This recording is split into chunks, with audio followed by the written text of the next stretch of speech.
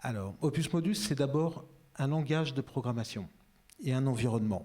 Au niveau de l'environnement, vous avez, alors je passe très vite sur l'environnement, on va vite aller sur le langage. Au niveau de l'environnement, vous avez sur la gauche ce qu'on appelle le navigateur, qui va permettre au compositeur d'ouvrir des tas de fichiers de tout type.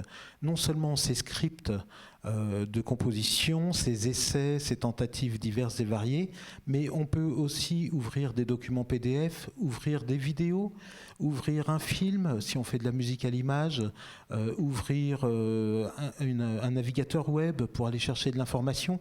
Typiquement, un compositeur a toujours des tas de choses sur son bureau autour de lui. Et ce qu'on a voulu faire avec Opus Modus, c'est qu'on a voulu tout rassembler dans le logiciel.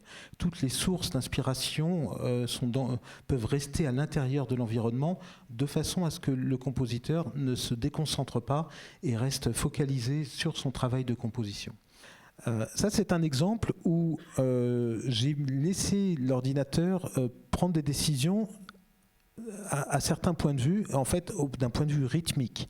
Par contre, j'ai dit au niveau rythmique, tu me génères ce qu'on appelle des rythmes euclidiens. C'est tiré d'une thèse, voilà, vous pouvez chercher sur internet les rythmes euclidiens. En fait, c'est des rythmes qui remplissent un espace le mieux possible, mais du coup, ça fait des rythmes qui fonctionnent bien. Et donc, dans Opus Modus, vous avez une fonction qui génère des rythmes euclidiens. Je vais garder ma structure harmonique fixe, mais je vais lui demander plusieurs versions de ma pièce. Et j'ai donc un modèle qui, à chaque fois que je le lance,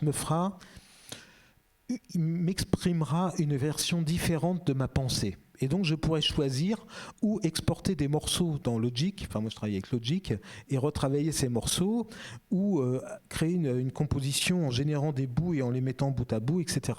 Alors voilà le modèle, donc ça c'est le petit bout de code, et voilà ce que ça fait.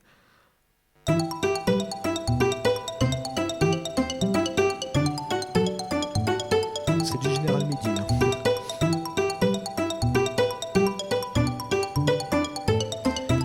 Maintenant, si je le relance, j'aurai la même grille, mais au niveau de mes générations de rythmes euclidiens, il va faire d'autres choix, il va donc me proposer une autre version. Donc j'ai une autre pièce de musique qui vient d'être composée. Ce qu'il faut noter, c'est que je lui ai donné la liberté seulement sur les rythmes, mais pas sur l'harmonie, mais que je pouvais aussi lui donner les libertés sur l'harmonie et pas sur les rythmes, ou la liberté sur l'harmonie et les rythmes, et où là, dans ce cas-là, j'avais une pièce absolument différente à chaque fois. Merci beaucoup Stéphane Boussuge, c'est vraiment un outil formidable.